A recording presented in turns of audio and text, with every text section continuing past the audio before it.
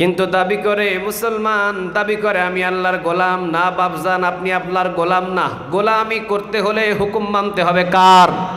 আরো জোরে বলেন কার?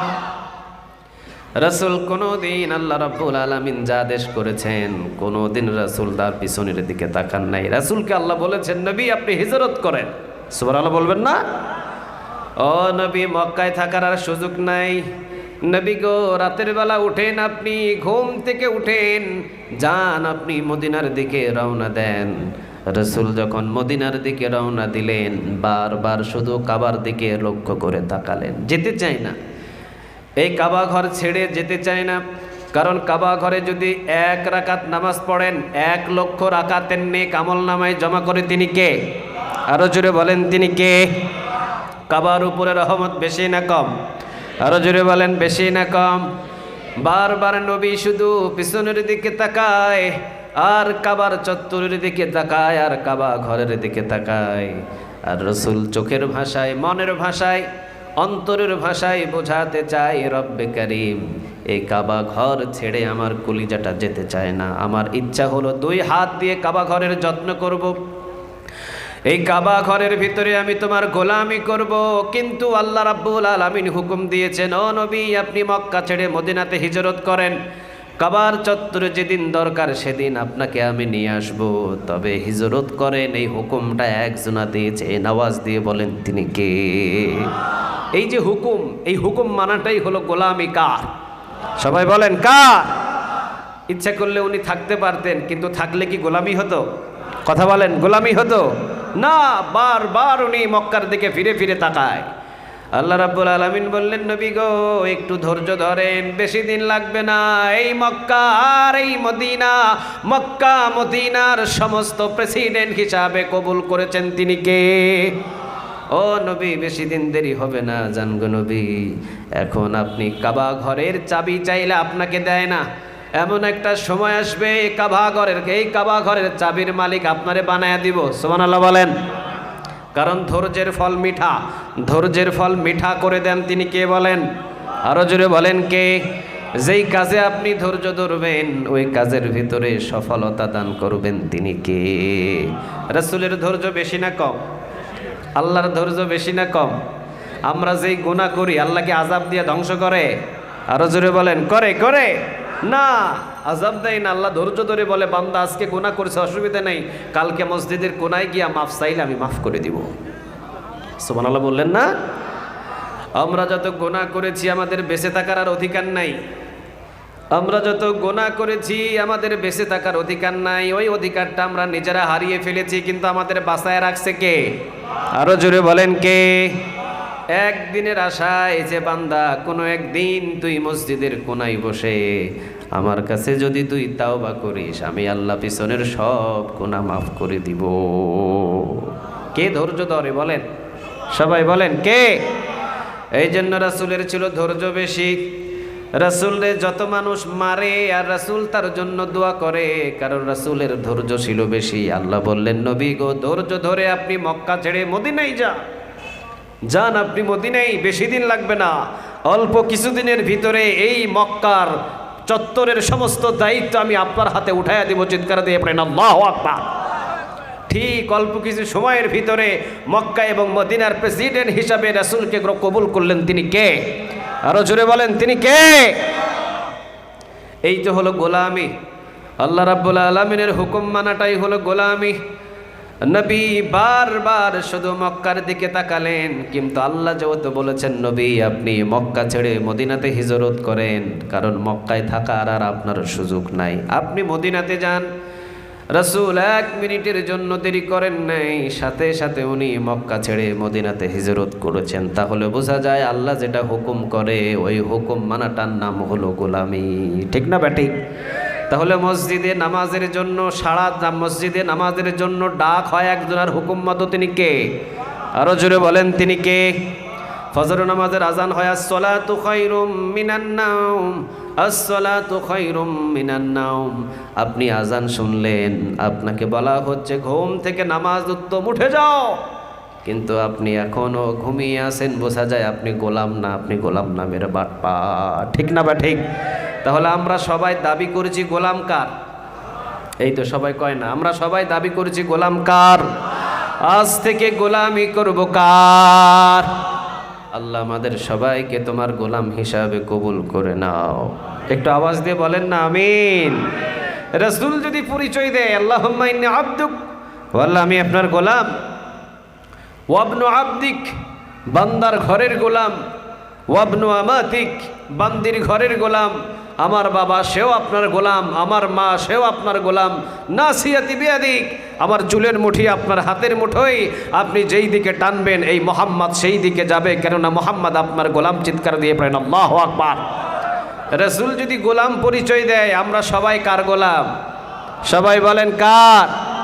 ছোট হলে বড় করে তিনি কে? রাসূল ছোট হয়েছেন, রাসূলকে বড় করেছেন তিনি কে? যত ছোট হবেন তত বড় হতে পারবেন। সুবহানাল্লাহ বলবেন না? হাদিসের বর্ণনা এসেছে, তিরমিজির বর্ণনায় এসেছে যে মানুষটা জমিনে ছোট হয় ওই মানুষটারে বড় করে তিনি কে? যেই মানুষটা ছোট হবে ওই মানুষটার মাথার চুল ধরে আল্লাহ উপরের দিকে টানে, আর যেই মানুষটা বড় হতে চায় ওই মানুষটার পা ধরে টেনে টেনে ওই মানুষটারে নিচে নামাই তিনি কে?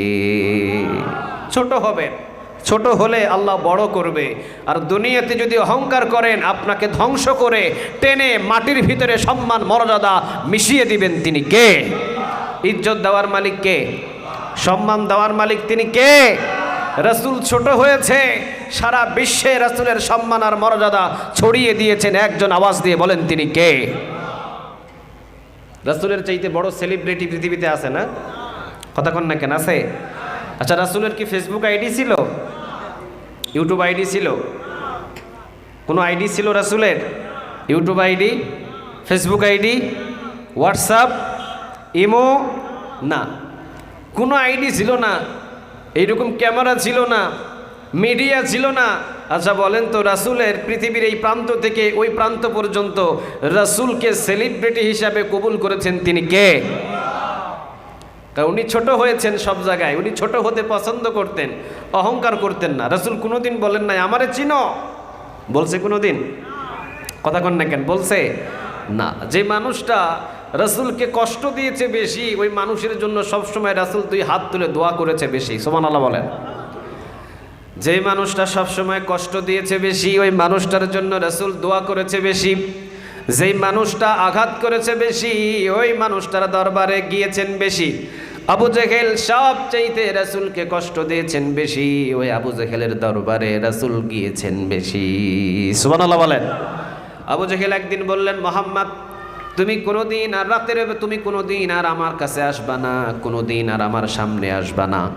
রাসূল দিনের বেলা যান নাই, রাতের অন্ধকার যখন হয়েছে রাসূল দরজায় গিয়ে টোকা দিলেন, চাচা আছেন নাকি? ভিতর থেকে আওয়াজ দিল, কে বাকি রে?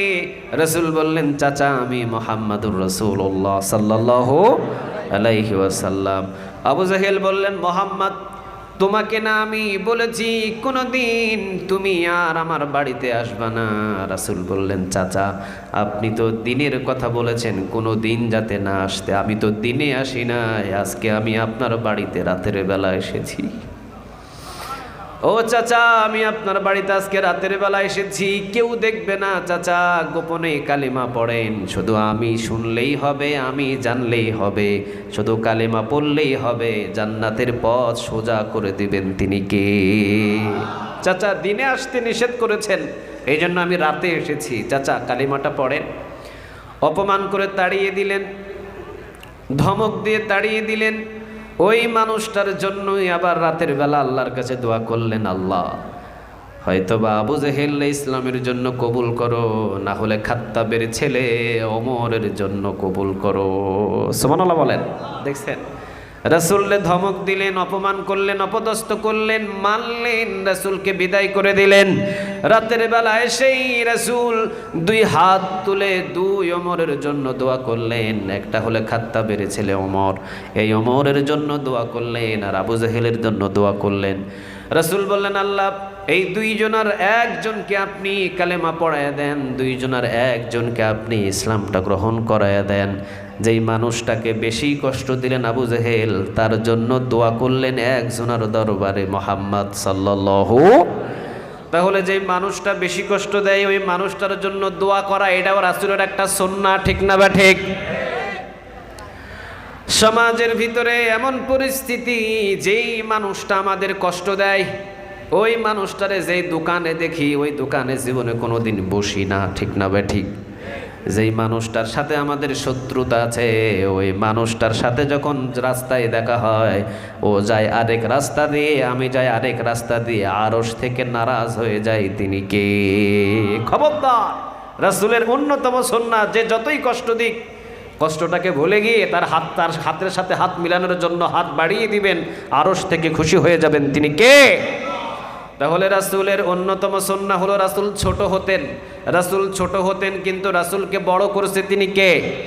কোনো ফেসবুক আইডি নাই, কোনো ইউটিউব আইডি নাই, অথচ সারা পৃথিবী সকল মানুষগুলো রাসূলের জন্য পাগল। যান রোজার পাশে গিয়ে দেখেন, লক্ষ লক্ষ কোটি কোটি মানুষগুলো রোজার পাশে দাঁড়িয়ে দাঁড়িয়ে কাঁদে, কারণ কোনোদিন দেখে নাই, কোনোদিন দেখেও নাই, কোনোদিন দেখে নাই, অথচ তার কলিজার ভেতরে তার প্রতি ভালোবাসা অন্তরে জাগাইয়া দিছেন। তিনি কে?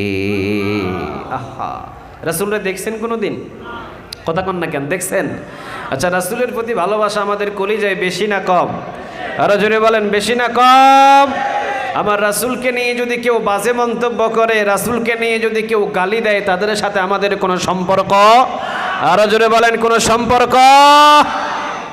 কোনোদিন দেখি নাই তারে, কোনোদিন একটা নজর দেখি নাই, অথচ তার প্রতি কলিজায় এত বিশাল ভালোবাসা দিয়েছেন। তিনি কে? কেন দিলেন? রাসূল কিছু আদর্শ শিখিয়েছেন, ওই আদর্শ অনুযায়ী যদি আমরাও দুনিয়াতে জীবনটাকে গঠন করি, আমাদের সম্মান আর মর্যাদাটাকেও বাড়িয়ে দিবেন। তিনি কে? এই জন্য রাসূল হতেন ছোট। সব সময় রাসূল নিজেকে ছোট বলে উপস্থাপনা করতেন।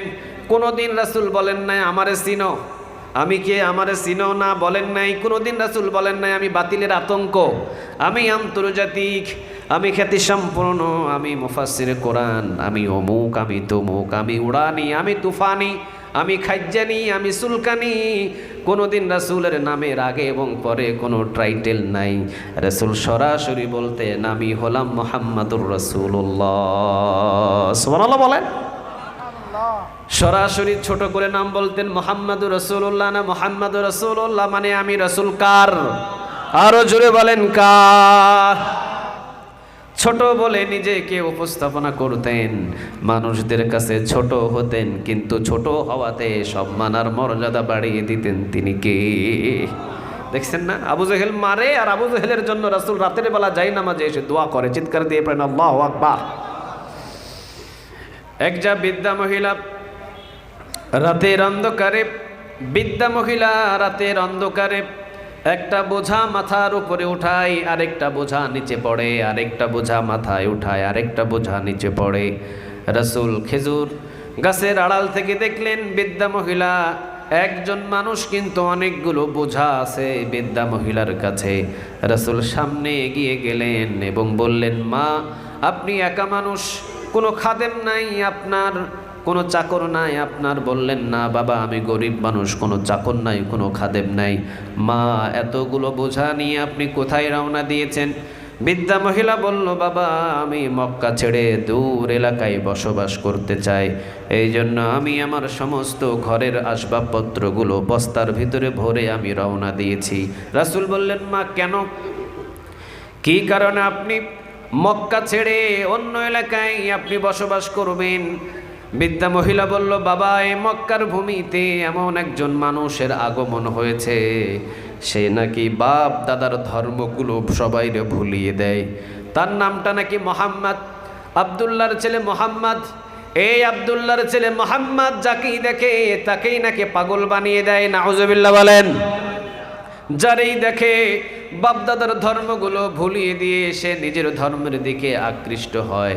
এই একটা জাদুকর, এই জন্য আমি তার কাছ থেকে দূর এলাকায় চলে যেতে চাই।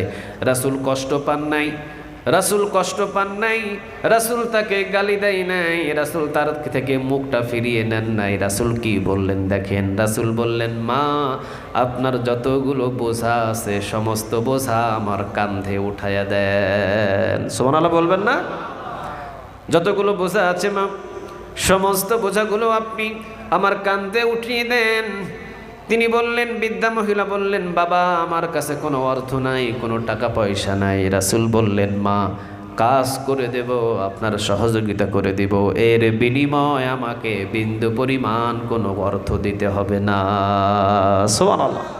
বৃদ্ধা মহিলা খুশি হয়ে গেলেন, আকৃষ্ট হয়ে গেলেন।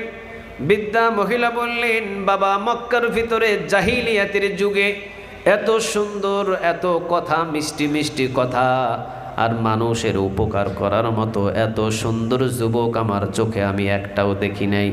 রাসূল বললেন, মা আপনার সমস্ত বোঝাগুলো আমার কাঁধে উঠাইয়া দেন। নিজের কাঁধে রাসূল নিলেন, বৃদ্ধা মহিলাকে নিয়ে দূর এলাকায় নিয়ে গেলেন। বৃদ্ধা মহিলা বললেন রাসূলকে, বাবা এখানেই সব বোঝাগুলো রেখে দাও, কেননা আমি এই জায়গায় বসবাস করতে চাই। রাসূল বললেন, ঠিক আছে মা, এই যে নেন আপনার সকল বোঝাগুলোই যে এখানে নামিয়ে দিলাম। মা আমি চলে গেলাম মক্কায়। বৃদ্ধা মহিলা পিছন থেকে বললেন, বাবা তোমার পরিচয়টা কি? এত সুন্দর চেহারার মানুষ, এত সুন্দর ব্যবহারের মানুষ জীবনে কোনো দিন আমি দেখি নাই, তোমার নামটা কি, তুমি কে? রাসূল বললেন, মা যেই জাদুকর মুহাম্মাদের জন্য আপনি ওই মক্কা ছেড়েছেন, আমি সেই মুহাম্মাদুর রাসূলুল্লাহ। বৃদ্ধা মহিলা কেঁদে দিলেন। বৃদ্ধা মহিলা বললেন, বাবারে বড় ভুল করেছি, মুহাম্মাদকে চোখ দিয়ে এতদিন দেখি নাই, কিন্তু আজকে সামনাসামনি দেখার পরে বুঝতে পেরেছি আবু জেহেলের কথা মিথ্যা, আবু লাহাবের কথা মিথ্যা, উতবার কথা মিথ্যা, সাইবার কথা মিথ্যা। তোমার যে আচরণ, তোমার যে ব্যবহার, তোমার যেই সৌন্দর্য চেহারা, নিশ্চয়ই তুমি সত্যবাদী, তোমার কথা মিথ্যা হতে পারে না। বোঝাগুলো নিয়ে আবার তুমি আমাকে মক্কায় ফিরিয়ে নিয়ে যাও। কালিমা পড়ে নিলাম, লা ইলাহা ইল্লাল্লাহু মুহাম্মাদুর রাসূলুল্লাহ সাল্লাল্লাহু। রাসূলের ব্যবহার দেখে সবাই পাগল, রাসূলের ব্যবহার দেখে সবাই আকৃষ্ট হয়, রাসূলের ব্যবহার দেখে সবাই কালিমা পড়ে মুসলমান হয়ে যায়। সুবহানাল্লাহ বলেন। রাসূল শত শত সাহাবীর সামনে কেমন ছিলেন রাসূল? ধৈর্যশীল। কি রকম ছিলেন রাসূল? ধৈর্যশীল। রাসূল অপমান হতেন, জীবনে কোনো দিন কোনো মানুষকে রাসূল অপমান করেন না। সুবহানাল্লাহ বলবেন না? আছে কি যে রাসূল ওই মানুষটাকে অপমান করছে? আছে? কথা বলেন, আছে? আছে? নাই। কিন্তু আমাদের পরিবারে আছে, নিজের বড় ভাই নিজের ছোট বোনকে অপমান করে নিজের ঘর থেকে তাড়িয়ে দেয়। চিৎকার দিয়ে বলো ঠিক না বে ঠিক? নিজের বাবাকে নিজের ছেলে অপমান করে শহরের বাড়ি থেকে গ্রামের বাড়িতে তাড়িয়ে দেয়। চিৎকার দিয়ে বলেন ঠিক না বে ঠিক? আমাদের পরিবারে চলে, আমাদের পরিবারে চলে। নিজের বোন গ্রামে বিয়ে দিয়েছে, নিজের ভাই বিদেশে চাকরি করে, নিজের ভাই একটু টাকাওয়ালা, ভাই দেশে এসেছে, গরিব বোনটা ভাইয়ের কাছে আসছে, 2-4 টাকা যদি দেয়, 2-4 হাজার টাকা দিলে বোনটা নিয়ে কিছু কিনে দিবে। বোনকে অপমান করে, অপদস্থ করে, কয় তুই আর কোনোদিন আসবি না আমার বাড়ি, কোনোদিন আসবি না। অপমান অপদস্থ করে তাড়িয়ে দেয়। নাই? কথা বলেন নাই? খবরদার, একজনকে যদি আপনি রক্তের সম্পর্ক বোনদেরকে, মাদেরকে, ভাইদেরকে, আত্মীয় স্বজনদের যদি অপমান করেন, আপনাকে অপমান করার জন্য একজন আরশে আজিমে বসে আছেন। তিনি কে? রাসূল একজন মানুষকে অপমান করেন নাই, দেখাতে পারবেন না। যতগুলো হাদিসের রিওয়ায়াত আছে আপনি খোলেন, যতগুলো কিতাব আছে আপনি খোলেন, রাসূল ওই মানুষটাকে দাঁড়িয়ে অপমান করেছে এমন মানুষ পৃথিবীতে একটাও, ইতিহাসে একটাও, হাদিসের গ্রন্থে একটাও। কিন্তু রাসূল অপমান হয়েছে ঠিক, কিন্তু কাউকে অপমান করেন নাই। সুবহানাল্লাহ বলবেন না? শতাধিক, লক্ষাধিক, 1 লক্ষ সাহাবীর সামনে রাসূল বসে আছেন। কয় লক্ষ সাহাবী? কথা বলেন, কয় লাখ? 1 লাখ। 1 লক্ষ সাহাবীর সামনে রাসূল বসা। রাসূলের সামনে একজন খ্রিস্টানদের বড় পাদ্রী, একজন ইহুদি, তিনি এসে রাসূল সাল্লাল্লাহু আলাইহি ওয়াসাল্লামের এইভাবে কলারটা চেপে ধরলেন। 1,00,000 সাহাবীর সামনে রাসূল এইভাবে বসে আছেন। 1,00,000 সাহাবীকে রাসূল সাল্লাল্লাহু আলাইহি ওয়াসাল্লাম 1,00,000 সাহাবীর সামনে বর্ণনা করছেন কিতাব থেকে, কোরআন থেকে। রাসূল বয়ান যখন করছেন, ইহুদি খ্রিস্টানদের বড় পাদ্রী একজন ইহুদি এসে রাসূল সাল্লাল্লাহু আলাইহি ওয়াসাল্লামের সকলের সামনে সেইভাবে কলারটা চেপে ধরেছেন। যখন কলার চেপে ধরেছেন, হযরত ওমর রাদিয়াল্লাহু তাআলা আনহু হাত থেকে তরবারি খাপ থেকে বাহির করে দাঁড় করিয়েছেন। রাসূল বললেন, ওমর ইজলিস, ওমর বসে যাও, শান্ত হও।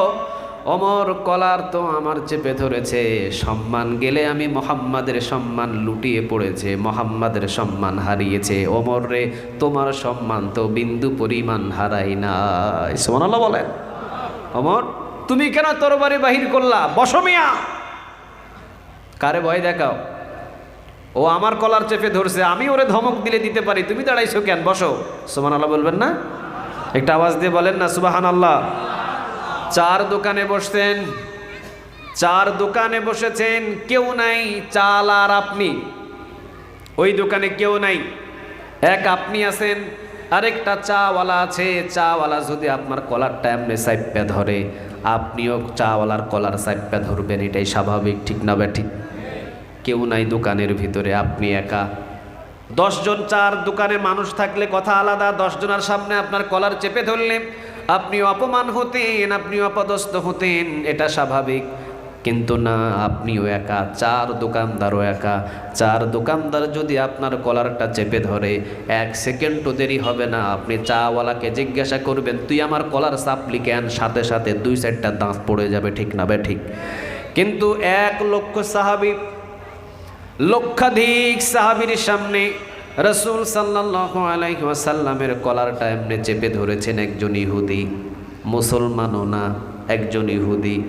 একজন ইহুদি যখন রাসূল সাল্লাল্লাহু আলাইহি ওয়াসাল্লামের কলার এমনি চেপে ধরেছেন 1,00,000 সাহাবীর সামনে, ওমর রাদিয়াল্লাহু তাআলা আনহু তিনি খাপ থেকে তরবারি বাহির করেছেন। কারণ সমস্ত সাহাবীর ভিতরে যারা বসা ছিলেন, সবচাইতে বেশি রাগ ওমরের বেশি না কম? আর একটু আওয়াজ দিয়ে বলেন, বেশি না কম? রাসূল 10 জন সাহাবীর 10টা টাইটেলের কথা বলেছেন, 10 জন সাহাবীর 10টা স্টাইলের কথা বলেছেন, 10 জন সাহাবীর রাসূল 10টা গুণের কথা বলেছেন। তার ভিতরে একজন সাহাবীর গুণের কথা বলেছেন, সেটা হলো আরহামু উম্মতি বি উম্মতি আবু বকর। আমার নরম মানের একজন সাহাবী আছে, যার নামটা হলো আবু বকর। সুবহানাল্লাহ বলেন। নরম মানের সাহাবীর নাম কি বলেন? আর একটু আওয়াজ দিয়ে বলেন। যিনি সবসময় নরম থাকেন, রাসূলের পরেই যিনি নম্রতা ভদ্রতা সবচাইতে নরম প্রকৃতির মানুষ, তার নাম কি? রাসূল সার্টিফিকেট দিয়েছেন। রাসূল বলছেন, আরহামু উম্মতি বি উম্মতি আবু বকর। আমার নরম মানের সাহাবী হলেন আবু বকর। এরপরে রাসূল বললেন, ওয়া আশাদ্দুহুম ফি আমরিল্লাহি ওমর। আর আমার গরম মানের সাহাবী, ওইটার নাম হলো ওমর। আমার গরম মানের সাহাবী হলেন ওমর। আমার ওমর হলেন গরম। আর নরম কে? কথা বুঝেন আপনারা? নরম কে? গরম কে? নরম কে? গরম কে? এখন নরম থাকার সময় নয়, এখন গরম হওয়ার সময়, ঠিক না বা ঠিক? এখন মাঝে মাঝে গরম হওয়ার দরকার আছে না নাই? রাসূল বললেন, আরহামু উম্মতি বি উম্মতি আবু বকর। আমার নরম মানের সাহাবী হলেন আবু বকর। ওয়া আশাদ্দুহুম ফি আমরিল্লাহি ওমর। আর আমার গরম মানের সাহাবী হলেন ওমর। নরম আর গরমের সমন্বয়ে কালিমার পতাকা পতপত করে উড়াইয়া দিলেন তিনি কে? আমরা শুধু নরম হয়েছি, কিন্তু গরম হইতে পারি নাই। এই জন্য জায়গায় জায়গায় আমরা মুসলমান মার খাই, ঠিক না বেঠিক? আহা, নরম। বাংলাদেশ নরম, সৌদি আরব নরম, কুয়েত নরম, মালয়েশিয়া নরম, আফ্রিকা নরম, যেখানেই মুসলিম কান্ট্রিগুলো আছে, মালয়েশিয়া, সব দেশ নরম হয়ে শুধু জিকির নিয়ে ব্যস্ত। কথা কন না কেন? আচ্ছা, মাঝে মাঝে গরম হওয়ার দরকার আছে না নাই? আরো জোরে বলেন, আছে না নাই? সারা পৃথিবীর ভিতরে 52টা মুসলিম কান্ট্রি আছে, সারা পৃথিবীর ভিতরে 52টা মুসলিম দেশ আছে। এই সারা পৃথিবীর 52টা মুসলিম দেশগুলো যদি একত্রিত হয়ে একটা যদি হুঙ্কার ছাড়তেন, আল্লাহর কসম করে বলি ইসরায়েলের ক্ষমতা ছিল না ফিলিস্তিনের দিকে রক্তচক্ষু দিয়ে তাকানো, ঠিক না বেঠে?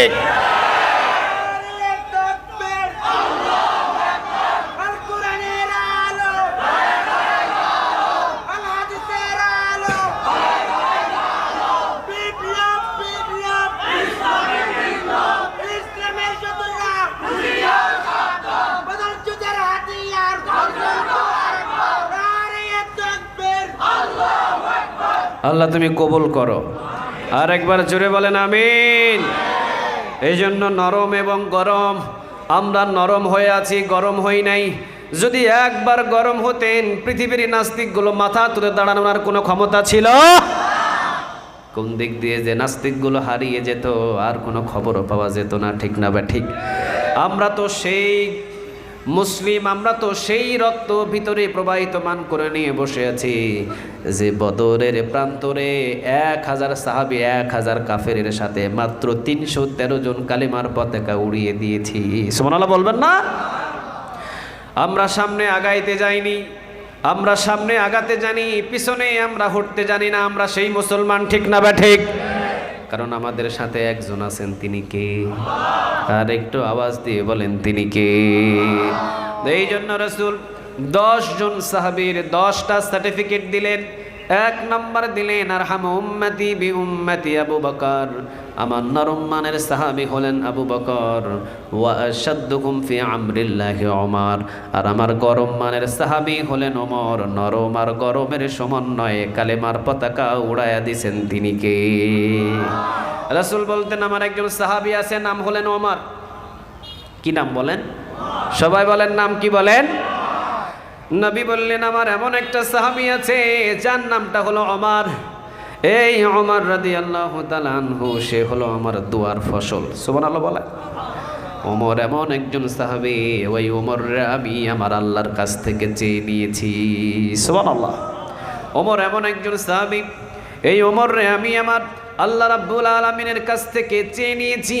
কারণ রাসূলের দোয়ায় ওমরের কলিজার ভিতরে কালেমা ঢুকিয়ে দিয়েছেন। তিনি কে? আরো জোরে বলেন তিনি কে? এই জন্য রাসূল সাল্লাল্লাহু আলাইহি ওয়াসাল্লাম তিনি বলতেন আমার সাহাবীটা হলেন ওমর। ওমর হলেন এমন সাহাবী যিনি আমার দোয়ার ফসল। কারণ রাসূলের রাতের বেলা দোয়ার কারণে কালেমার ধাক্কা ওমরের কলিজায় দিয়েছেন। তিনি কে? এই জন্য রাসূল বলতেন আমার একটা সাহাবী আছে, নাম হলেন ওমর। যদি কোনো রাস্তা দিয়ে শয়তান হেঁটে যায় আর ওই রাস্তায় যদি ওমর সামনাসামনি পড়ে যায়, রাসূল বলেন কোনো সাহাবীকে দেখে শয়তান ভয় পায় না, কিন্তু ওমরের সামনে যখন শয়তান পড়ে, শয়তান রাস্তাটা পরিবর্তন করে আরেক রাস্তা দিয়ে চলে যায়। সুবহানাল্লাহ বলবেন না? শয়তান একজন সাহাবীকে ভয় পেতেন শয়তান, নাম কি বলেন?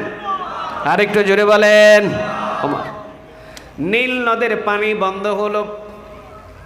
ওমর রাদিয়াল্লাহু তাআলা আনহু তিনি যখন ক্ষমতার চেয়ারে ছিলেন, নীল নদের পানি বন্ধ। নীল নদের পানিগুলো শয়তান জিনগুলো বন্ধ করে রেখে দেয়। নীল নদের পানিগুলো শয়তান জিন বন্ধ করে রেখে দেয়। ওমর রাদিয়াল্লাহু তাআলা আনহুর কাছে নীল নদের পানি যে পাওয়ায় না, যারা কৃষক সাহাবীগুলো তারা ওমর রাদিয়াল্লাহু তাআলা আনহুর কাছে চিঠি লিখলেন, ওমর নীল নদের পানি শয়তান জিনগুলো বন্ধ করে রেখে দেয়, ওমর আপনি একটা কিছু করেন। ওমর রাদিয়াল্লাহু তাআলা আনহু ইতিহাস থেকে বলছি, বিসমিল্লাহির রহমানির রহিম।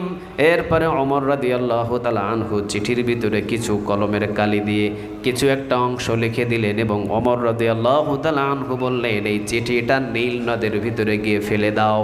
আর যখন ফেলে দিবা তখন এই ওমর রাদিয়াল্লাহু তাআলা আনহুর কথা একটু নীল নদকে বলো।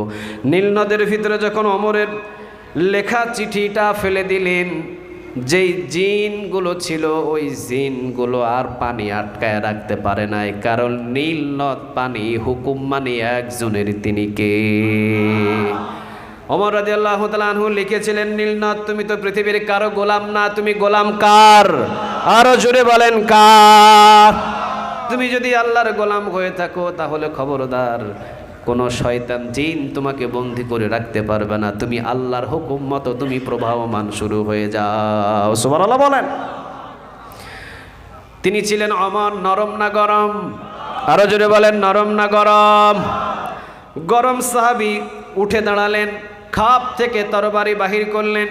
রাসূল সাল্লাল্লাহু আলাইহি ওয়াসাল্লামের সামনে যখন রাসূলের কলার চেপে ধরেছেন একজন ইহুদি, রাসূল সাল্লাল্লাহু আলাইহি ওয়াসাল্লামের সামনে যখন কলার চেপে ধরেছেন ইহুদি, ওমর রাদিয়াল্লাহু তাআলা আনহু তরবারি বাহির করলেন। রাসূল বললেন, ওমর শান্ত হও, বসো। কলার তো তোমার চেপে ধরে নাই, কলার তো আমার চেপে ধরেছে। সম্মান গেলে তো আমি মুহাম্মাদের সম্মান নষ্ট হয়েছে, তোমার তো সম্মান নষ্ট হয় না, বসো মিয়া। বসিয়ে দিলেন। এবার জিজ্ঞাসা করলেন, আপনি আমার কলারটা চেপে ধরলেন কেন? ইহুদি বলেন, মুসলমান খাইতে জানে, মুসলমান দিতে জানে না। নাউজুবিল্লাহ বলেন। এই ইহুদি বললেন, মুসলমান খাইতে জানে, দিতে জানে না। রাসূল বললেন, কেন? খাইতে জানে, দিতে জানে না, কি জন্যে আপনি কথাটা আমাকে বলছেন? কি জন্য এই অপবাদটা আপনি আমাকে দিচ্ছেন? ইহুদি বলেন, মুহাম্মদ, আপনি আমার কাছ থেকে কিছু খেজুর ধার নিয়েছিলেন, কিন্তু ওই খেজুর এখনো পর্যন্ত আপনি দেন নাই। রাসূল বললেন, আমি তো দিয়ে দিয়েছি। কিন্তু ইহুদি মিথ্যা কথা বললেন, না আমি পাই নাই। এই জন্য আমি বললাম, মুসলমান খাইতে জানে, দিতে জানে না। আপনি আমার কাছ থেকে ঋণ করে কিছু খেজুর নিয়েছিলেন, ওই ঋণ এখনো আপনি পরিশোধ করেন নাই। আজকে আপনি ঋণটা পরিশোধ করে দেন। রাসূল বললেন, আবু বকর, রাসূল বললেন, ওমর তুমি দাঁড়াও। ওমর রাদিয়াল্লাহু তাআলা আনহু তিনি দাঁড়ালেন। রাসূল সাল্লাল্লাহু আলাইহি ওয়াসাল্লাম বললেন, ওমর তুমি যে তরবারি দেখিয়ে ওনাকে ভয় দেখিয়েছো, এই জরিমানাটা আজকে খেজুরের জরিমানা তোমাকে দিতে হবে। সুবহানাল্লাহ বলেন। তুমি তরবারি বাহির করে ওনারে ভয় দেখালা কেন? তুমি তরবারি বাহির করে ওনাকে ভয় দেখালা কেন? ওমর এই খেজুর আমি দিয়ে দিতাম, কিন্তু না, তুমি যেহেতু ওনাকে তরবারি বাহির করে দাপট দেখালা, ভয় দেখাইলা, এই জন্য এই খেজুরের জরিমানা তোমাকে দিতে হবে। যাও, উনি যতটুকু খেজুর চাই, যতটুকু খেজুর পায়, ততটুকু খেজুর তোমার ঘর থেকে তুমি দিয়ে দাও। ওমর রাদিয়াল্লাহু তাআলা আনহু নত হলেন, বুঝতে পারলেন আমার ভুল হয়েছে, তরবারি বাহির করা আমার ঠিক হয় নাই। যেখানে রাসূল সাল্লাল্লাহু আলাইহি ওয়াসাল্লাম উপস্থিত, ওই জায়গায় আমি তরবারি বাহির করে ভুল করেছি। ওমর রাদিয়াল্লাহু তাআলা আনহু তিনি রাসূল সাল্লাল্লাহু আলাইহি ওয়াসাল্লামের কাছে ইজাজত নিয়ে বললেন, ইয়া রাসূলুল্লাহ আমি যাই। ঠিক আছে যাও, ইহুদি ভাইটাকে সাথে নিয়ে যাও, যতগুলো খেজুর পায় খেজুরগুলো ইহুদি ভাইকে তুমি বুঝিয়ে দিও। রাসূল সাল্লাল্লাহু আলাইহি ওয়াসাল্লামের কাছ থেকে যখন ওমর গেলেন, পেছন থেকে নবী আবার ডাক দিয়ে বললেন, ওমর তরবারি 2 বার বাহির করেছো, এই 2 বার তরবারি বাহির করার জন্য ডাবল খেজুর তুমি তাকে হাদিয়া দিয়ে দিও। সুবহানাল্লাহ বলেন। তরবারি 2 বার বাহির করছো, কয়বার বলেন? আরো জোরে বলেন, কয়বার? একবার বাহির করছিলেন যখন রাসূলের কলার চেপে ধরছে তখন, দ্বিতীয়বার বাহির করেছিলেন যখন ইহুদি বলেছিলেন মুসলমান খাইতে জানে, দিতে জানে না, ওই সময় আবার ওমর তরবারি বাহির করেছিলেন। 2 বার তরবারি বাহির করেছ, এই জন্য সমান সমান খেজুর দিলে হবে না, ডাবল খেজুর তোমাকে দিতে হবে। সুবহানাল্লাহ বলবেন না? দেখেন কি রকম বিচার করেন মুহাম্মদ সাল্লাল্লাহু। এই ওমর তুমি ডাবল খেজুর দিয়ে দিও। ওমর রাদিয়াল্লাহু তাআলা আনহু ইহুদি ভাইটিকে নিয়ে গেলেন। ওমর রাদিয়াল্লাহু তাআলা আনহু ঘর থেকে খেজুর বাহির করে তাকে খেজুর দেয়। ইহুদি বলে, ওমর তুমি কি আমারে চিনো নাই? তুমি কি আমারে চিনো নাই? ওমর কয়, না ভাই আমি তো আপনারে চিনি নাই। ইহুদি বলছেন, ওমর রে, আমি হলাম এই মদিনার সব চাইতে বড় খ্রিস্টানদের পাদরি। সুবহানাল্লাহ বলবেন না? আমি হলাম খ্রিস্টানদের সব চাইতে বড় পাদরি। আমি তাওরাত পড়ি, আমি জাবুর পড়ি, আমি ইনজিল পড়ি। তাওরাত, জাবুর আর ইনজিল পড়ে পড়ে আমি দেখেছি আখিরি জামানার একজন পয়গম্বর আসবে, যেই পয়গম্বরের সকল পয়গম্বর থেকে ধৈর্যের প্রতীক বেশি থাকবে। সুবহানাল্লাহ বলেন। এমন ধৈর্য হবে যার ধৈর্য হবে বিশাল, যার ধৈর্য হবে বিশাল, কষ্ট পাবে জীবনে কোনোদিন কাউকে কষ্ট দিবে না, নিজে গালি শুনবে জীবনে কোনোদিন কাউকে গালি দিবে না। তিনি হলেন মুহাম্মদ সাল্লাল্লাহু আলাইহি ওয়াসাল্লাম। তিনি এমন রাসূল হবেন, সবগুলো পরীক্ষা আমি খ্রিস্টানের পাদরি, তাওরাত পড়েছি, জাবুর পড়েছি, ইনজিল পড়েছি, তার চেহারার সাথে আমি মিলিয়েছি চেহারা মিল, বংশের সাথে আমি মিলিয়েছি বংশের মিল, তার বাবার সাথে আমি তাওরাত জাবর ইনজিল মিলিয়েছি, হ্যাঁ বাবা সে মিল, মায়ের সাথেও মিল, কোন বংশে জন্ম নেবে বংশের সাথেও মিল, কিভাবে জন্ম নেবে সেটাও মিল, চেহারাটা কেমন লাবণ্য সুন্দর হবে সেটাও মিল, কিভাবে হাঁটবে সেটাও মিল, কিভাবে কথা বলবে সেটাও মিল, কিভাবে দাঁড়াবে সেটাও মিল, কিভাবে খাবে সেটাও মিল, কিভাবে ঘুমাবে সেটাও মিল, সবগুলো মিল আছে তাওরাতের সাথে, জাবুরের সাথে, ইনজিলের সাথে। ওমর, তবে একটা জিনিস আমি পরীক্ষা করতে এতদিন পারি নাই, সেটা হলো ধৈর্য। আখিরি জামানার পয়গম্বরের ধৈর্য হবে সবচাইতে বেশি। আমি চিন্তা করলাম লক্ষাধিক সাহাবীর সামনে যদি এই মুহাম্মাদের কলার আমি চেপে ধরি, নিশ্চয়ই মুহাম্মাদের ধৈর্য যদি না থাকে আমার উপরে চেড়ে উঠবে, আমার উপরে ক্ষেপে উঠবে, আমার কলারটা চেপে ধরার জন্যে সাহাবীদেরকে হুকুম দিবে। 1,00,000 সাহাবীর সামনে আমি মুহাম্মাদের কলারটা চেপে ধরেছি, মুহাম্মদ যদি 1,00,000 সাহাবীকে যদি একটু ইশারা দেয় আমার হাড্ডি পর্যন্ত খুঁজে পাওয়া যাইতো না, ঠিক না ঠিক? কিন্তু মুহাম্মাদের ধৈর্য দেখেছ ওমর, 1,00,000 সাহাবীর সামনে আমি কলার চেপে ধরেছি, তুমি তরবারি বাহির করেছ, তোমার উপরে খেজুরের জরিমানাটা চাপিয়ে দিয়েছে। ওমর, আমারে তুমি চিনো না, আমি হলাম খ্রিস্টানদের বড় পাদ্রী ওমর। ওমর রে, আমি এসেছি মুহাম্মদকে পরীক্ষা করার জন্যে, খেজুর নেওয়ার জন্য নয়। মুহাম্মদ পরীক্ষা করে আমি সফল হয়েছি, কালেমা পড়ে নিলাম, লা ইলাহা ইল্লাল্লাহু মুহাম্মাদুর রাসূলুল্লাহ সাল্লাল্লাহু। এই জন্য রাসূল ছোট হতেন, রাসূলকে বড় করতেন তিনি কে? আরো জোরে বলেন তিনি কে?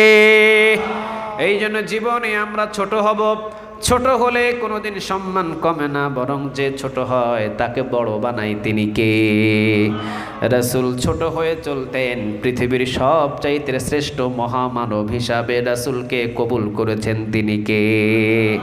এই জন্য আল্লাহ রাব্বুল আলামিন বলছেন মুহাম্মাদুন রাসূলুল্লাহি ওয়াল্লাযীনা মাআহু আশিদ্দাউ আলাল কুফফারি রুহামাউ বাইনাহুম। মুহাম্মাদুন রাসূলুল্লাহ, মুহাম্মদ হলেন একজন আর রাসূল। আওয়াজ দিয়ে বলেন তিনি কে? রাসূলের মতো আদর্শ মেনে মেনে চলবো ইনশাআল্লাহ। আর জোরে বলেন ইনশাআল্লাহ। রাসূল যেমনি খেয়েছেন আমরা তেমনি খাবো, রাসূল যেইভাবে কথা বলেছেন আমরা সেইভাবে কথা বলবো। রাজি আছেন সবাই? কথা বলেন, সবাই রাজি? লিল্লাহে তাকবীর, লিল্লাহে তাকবীর, নারে তাকবীর। আল্লাহ আমাদের সবাইকে রাসূলকে অনুসরণ করার তৌফিক দান করো, আমরা বলি আমিন। আর একটা আওয়াজ দিয়ে বলেন আমিন। এখন যুক্তি দিয়ে বলেন, রাসূল এই কোরআন মানতেন 12 আনা না 16 আনা? আরো জোরে বলতে হবে, 12 আনা না 16 আনা? কোরআনের বাহিরে রাসূলের একটা কদমও কখনো পড়ে? আরো জোরে বলেন পড়ে? এই কোরআনে যা বলেছে রাসূল সেটাই করেছেন, ঠিক না বা ঠিক? রাসূলকে বলা হয়েছে নবী চুরি করলে হাত কেটে দাও। রাসূল আর পৃথিবীর কারো দিকে তাকাই নাই, সে যাই হোক, সে প্রধানমন্ত্রীর ছেলে হোক, সে ম্যাজিস্ট্রেটের ছেলে হোক, সে যাই হোক, চুরি করেছে তার হাতটাই রাসূল কেটে দিয়েছেন, ঠিক না বা ঠিক? আইনটা কার? আরো জোরে বলতে হবে, আইনটা কার? তাহলে রাসূল কোরআন মানতেন 12 আনা না 16 আনা? 12 আনা না 16 আনা? রাসূলকে যদি অনুসরণ করতে চান তাহলে আপনাকে কোরআনও মানতে হবে 16 আনা, ঠিক না বা ঠিক? আসেন আমরা কোরআন থেকে কথা শুনি। ইন্নাহু লাকুরআনুন কারীম। কোরআনের চাইতে বিশ্বস্ত কিতাব আর পৃথিবীতে একটাও নাই, এটা পবিত্র একটা কিতাব। ইন্নাহু লাকুরআনুন কারীম ফি কিতাবিম মাকনুন লা ইয়ামাসসুহু ইল্লাল মুতাহহারুন। সম্মানিত কিতাব, এই কিতাবের নাম কি বলেন? আরেকটা আওয়াজ দিয়ে বলেন। কোরআন যে মানে সে জান্নাতে চলে যায়। সুবহানাল্লাহ বলতে পারলেন না? যার জীবনে কোরআন নাই তার কিছুই নাই, ঠিক না বা ঠিক? আর যার জীবনে কোরআন আছে সে জান্নাতের সঠিক পথে আছে। কথা কন না কেন? প্রতিদিন আমরা পড়ি আলহামদুলিল্লাহি রাব্বিল আলামিন আর-রাহমানির রাহিম মালিকি ইয়াউমিদ্দিন।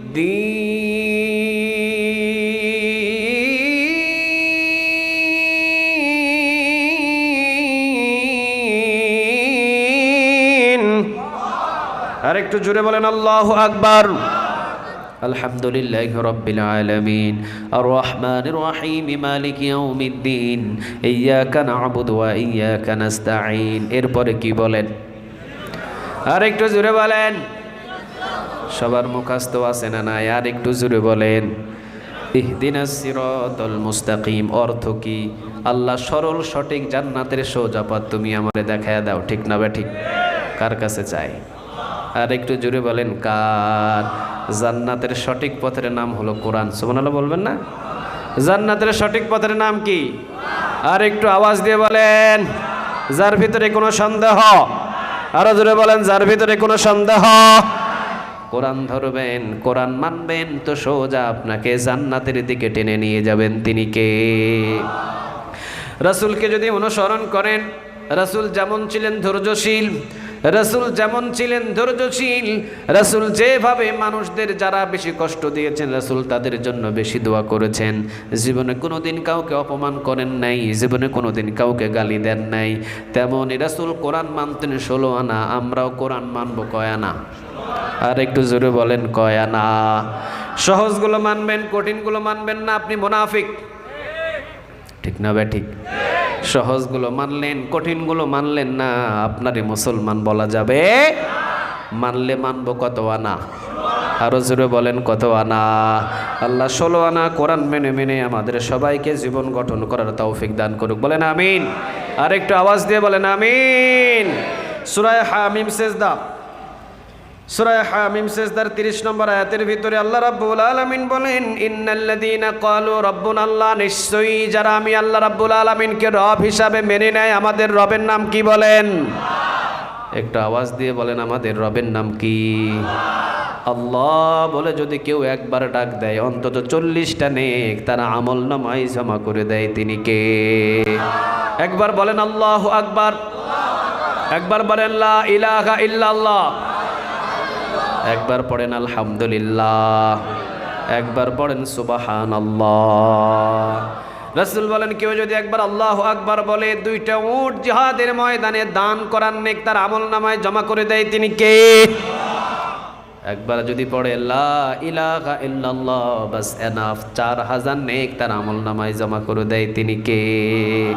একবার যদি পড়ে সুবহানাল্লাহ, একবার যদি পড়ে আলহামদুলিল্লাহ, আসমান এবং জমিনের খালি জায়গা নেক দিয়ে পূরণ করে তার আমল নামায় জমা করে দেয়। তিনি কে? এই জন্য কোরআনের ভিতরে আল্লাহ বলেছেন, ইন্নাল্লাযীনা ক্বালু রাব্বুনাল্লাহ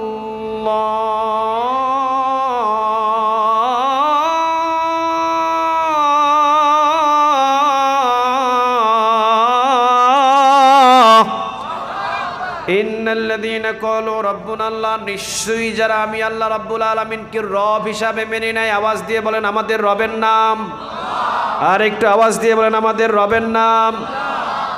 আগামীকাল যদি এই চট্টগ্রামের ভিতরে দাজ্জাল আসে, দাজ্জাল এসে যদি নিজেকে রব হিসাবে দাবি করে, আজ হোক কাল হোক দাজ্জাল আসবেই। ঠিক না ঠিক?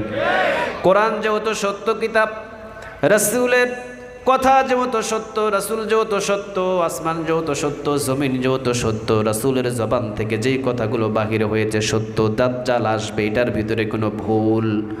আরো জোরে বলেন কোনো ভুল? তবে কোন দিন আসবেন কেউ জানে না, জানে একজন। আওয়াজ দিয়ে বলেন তিনি কে? তাহলে আপনাদের সামনে একটা প্রশ্ন করি, আগামীকাল সকালবেলা, এটা কেরানীহাট না? হ্যাঁ, ও ঠাকুরদিঘি। আচ্ছা আচ্ছা, লোহাগাড়া। আচ্ছা, উত্তর পদুয়া লোহাগাড়ার ভিতরে পড়ছে। আগামীকালকে যদি লোহাগাড়ার জমিনে দাজ্জাল আসে, আর দাজ্জাল এসে যদি ডান হাতে জাহান্নাম নিয়ে বাম হাতে জান্নাত নিয়ে, প্রকৃতপক্ষে ডান হাতে মুমিনদের জান্নাত থাকা দরকার। ঠিক না ঠিক? ডান দিকে জান্নাত, বাম দিকে জাহান্নাম, কিন্তু দাজ্জালের ডান হাতে কি থাকবে? দাজ্জালের ডান হাতে কি থাকবে? জাহান্নাম। বাম হাতে কি থাকবে? দাজ্জাল ডান হাতে জাহান্নাম আর বাম হাতে জান্নাত নিয়ে যদি লোহাগাড়ায় উপস্থিত হয়ে যায়, আপনি দেখলেন দাজ্জালের কপালে কাফার কাফির লেখা, দাজ্জালের এক চোখ কানা আপনি দেখলেন, দেখার পরে দাজ্জালের ডান হাতে জান্নাত, ডান হাতে জাহান্নাম, বাম হাতে দাজ্জালের জান্নাত। এইটা দেখার পর দাজ্জাল যদি আপনাদের সবার সামনে একটা জিনিস দাবি করে, এই লোহাগাড়াবাসী আমাকে রব হিসাবে মেনে নে, ওই দাজ্জালের সামনে সেই দিন নামটা নিবেন কার? এই মান নিয়ে বলতেছেন, নাম নিবেন কার? একটা আওয়াজ দিয়ে বলেন, আর একটু আওয়াজ দিয়ে বলেন কার? দাজ্জাল যদি আপনাকে আগুনের ভিতরেও ফেলে দেয়, ওই আগুনের ভিতরে যতক্ষণ জীবন আছে নাম নিবেন কার? এই জন্য আল্লাহ রাব্বুল আলামিন 1400 বছর আগে বলে দিয়েছেন, ইন্নাল্লাযীনা ক্বালু রাব্বুনাল্লাহ, সূরা হামিম সিজদার 30 নম্বর আয়াত। ইন্নাল্লাযীনা ক্বালু রাব্বুনাল্লাহ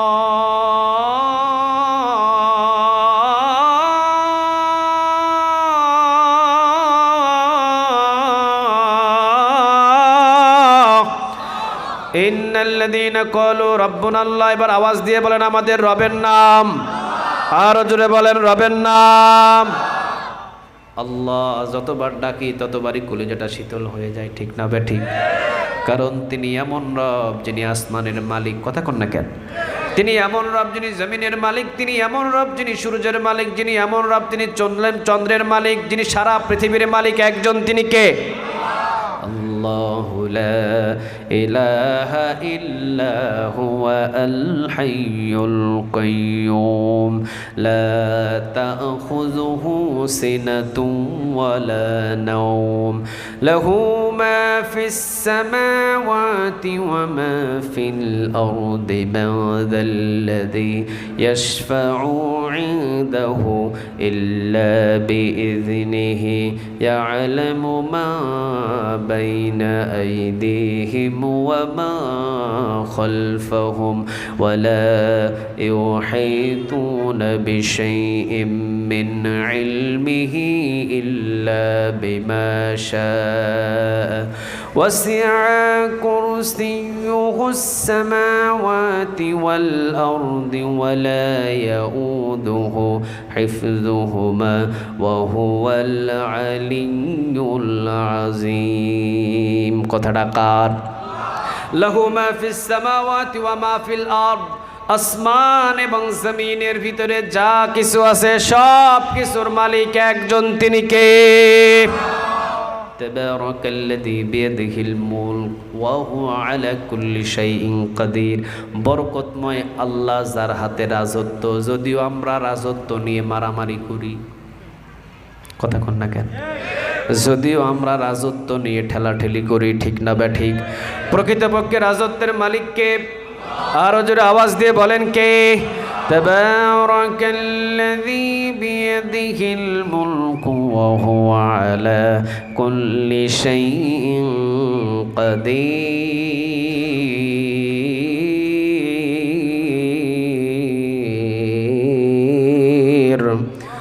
তাবারাকাল্লাযী বিয়াদিহিল মুলক, বিয়াদিহি মানে হাত, মুলকত্ব রাজত্ব একজনের হাতে, সারা পৃথিবী সারা আসমানের রাজত্ব, রাজত্বটা কার? আল্লাহ রাজত্বের ভিতরে হুকুম চলবে কার?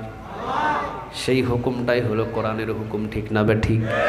যে আল্লাহ রাজত্বের ভিতরে আল্লাহর হুকুম কায়েম করার জন্য চেষ্টা করবে না, কিয়ামতের ময়দানে তার কাছ থেকে জবাব নেবেন, তিনি কে? আরো জোরে আওয়াজ দিয়ে বলেন তিনি কে? এই জন্য আল্লাহ রাব্বুল আলামিন সূরা হামিম সিজদার 30 নম্বর আয়াতের ভিতরে বললেন, ইন্নাল্লাযীনা ক্বালু রাব্বুনাল্লাহ, নিশ্চয়ই যারা আমি আল্লাহ রাব্বুল আলামিনকে রব হিসাবে মেনে নেয়। আমাদের রবের নাম, আরো জোরে একটু আওয়াজ দিয়ে বলেন আমাদের রবের নাম। ইন্নাল্লাযীনা ক্বালু রাব্বুনাল্লাহ, নিশ্চয়ই যারা আমি আল্লাহ রাব্বুল আলামিনকে রব হিসাবে মেনে নেয়, সুম্মাস্তাকামু, অটল হয়ে দাঁড়িয়ে থাকে। রব হিসাবে মেনে নেওয়া সহজ, কিন্তু সুম্মাস্তাকামু, অটল হয়ে দাঁড়িয়ে থাকা কঠিন, ঠিক না বে ঠিক? হুজুর আসছে না? আমাকে যেতে হবে। হুজুর আসে না এখন? আমি ছেড়ে দেব 10 মিনিটের ভিতরে, হুজুরকে নিয়ে আসেন।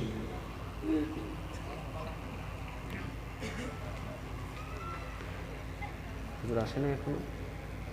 উপস্থিত হয়েছে কি? না, আমার তো আরেকটা প্রোগ্রাম আছে না।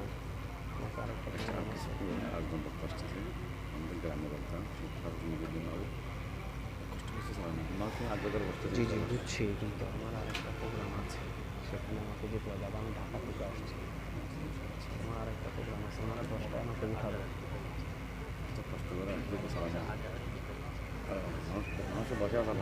আলহামদুলিল্লাহ, অবশ্যই, কিন্তু এই জন্য আল্লাহ রাব্বুল আলামিন নিজেই বলেছেন, ইন্নাল্লাযীনা ক্বালু রাব্বুনাল্লাহ, নিশ্চয়ই যারা একজনাকে রব মানে আমাদের রবের নাম কি বলেন? বারবার বলতেছি কারণ আছে, কারণ এই জায়গার ভিতরে আল্লাহ বলেছেন ইন্নাল্লাযীনা ক্বালু রাব্বুনাল্লাহ, নিশ্চয়ই যারা আমি আল্লাহ রাব্বুল আলামিনকে রব হিসাবে মেনে নেয়, সুম্মাস্তাকামু, অটল হয়ে দাঁড়িয়ে থাকে। আল্লাহকে রব হিসাবে মেনে নেওয়া সহজ, কিন্তু সুম্মাস্তাকামু, অটল হয়ে দাঁড়িয়ে থাকা কঠিন। ঠিক না বা ঠিক? কথাটা কার? আরো জোরে আওয়াজ দিয়ে বলেন কার? বহু আলেম আল্লাহকে রব হিসাবে মেনে নেওয়ার পরেও সম্পদের কাছে কাজ। বহু আলেম আল্লাহকে রব হিসাবে মেনে নেওয়ার পরে রাজনীতির কাছে কাজ। বহু আলেম আল্লাহকে রব হিসাবে মেনে নেওয়ার পরেও অনেক সময় তাগুতের গোলামি করে, আল্লাহর গোলামি ভুলে যায়। ঠিক না বা ঠিক? এমন পৃথিবীতে হাজার হাজার দাড়িওয়ালা টুপিওয়ালা আছে না নাই? আপনারা সব চাইতে ভালো জানেন, মাথায় অনেক দামি টুপি, শরীরের ভিতরে অনেক দামি পাঞ্জাবি, কিন্তু অনেক সময় তাগুতের গোলামি করে, আল্লাহকে রব হিসাবে মসজিদে মানে, মসজিদ থেকে বাহির হয়ে যখন জমিন আল্লাহকে রব হিসাবে মানতে হবে, এই জমিন আল্লাহকে আর রব হিসাবে মানতে পারে না, তখন তাগুতের গোলামি করে। আছে না নাই?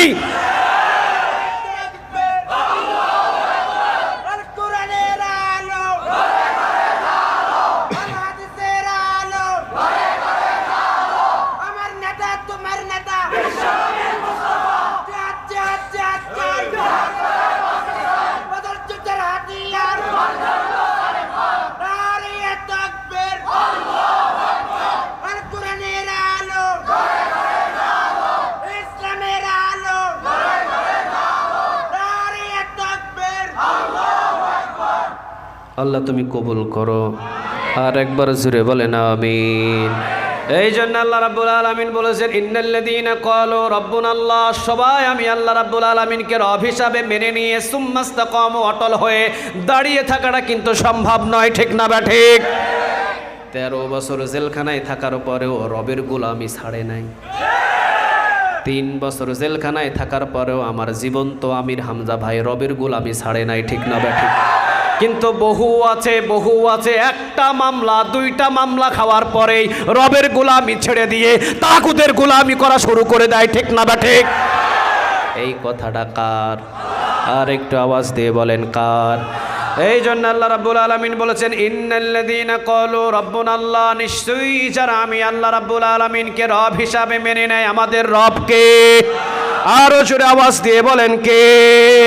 পৃথিবীর শেষ প্রান্ত পর্যন্ত যদি আমাদেরকে যেতে হয়, জিহাদের ময়দানে যদি যেতে হয়, রক্ত যদি দিতে হয়, রক্ত দিব, জিহাদের ময়দানে ঝাঁপিয়ে পড়বো, এরপরও রবের পক্ষেই থাকবো। ঠিক না বা ঠিক? কারা কারা রাজি? 2 হাত তুলে আল্লাহকে দেখাও।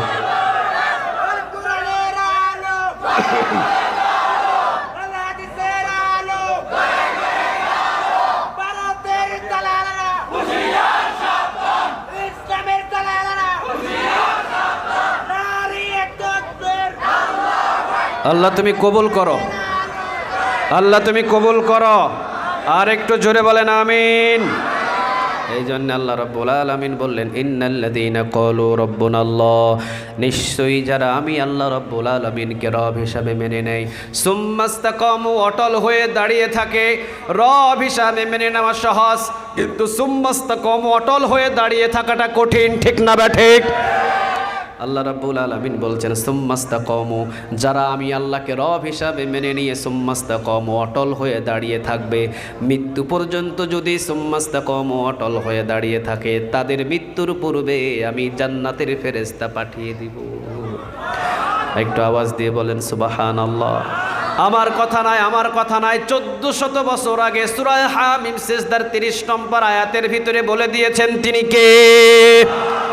ইন্নাল্লাযীনা ক্বালু রাব্বুনাল্লাহ, নিশ্চয়ই যারা আমি আল্লাহ রাব্বুল আলামিনকে রব হিসাবে মেনে নেয়, সুম্মাস্তাকামু, অটল হয়ে দাঁড়িয়ে থাকে, তাতানাজ্জালু আলাইহিমুল মালায়েকা, মৃত্যু পর্যন্ত যদি সে দাঁড়িয়ে থাকে, মৃত্যুর সময় জান্নাতের ফেরেশতা পাঠিয়ে দিবেন তিনি কে?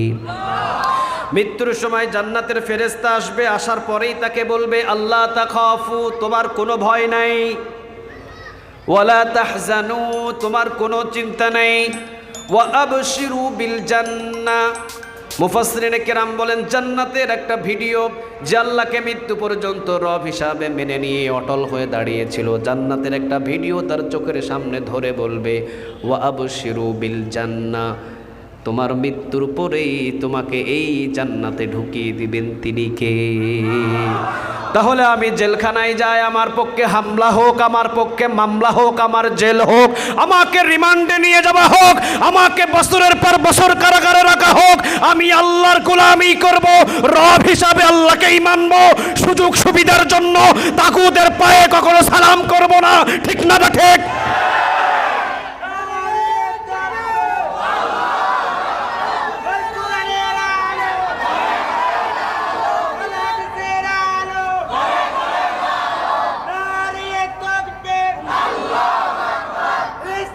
আমাকে একটু সময় দাও, আল্লাহ তুমি কবুল করো, বলেন আমিন। এবারে বুঝেন আল্লাহ রাব্বুল আলামিন বলছেন ইন্নাল্লাযীনা ক্বালু রাব্বুনাল্লাহ, নিশ্চয়ই যারা আমি আল্লাহ রাব্বুল আলামিনকে রব হিসাবে মেনে নেয়।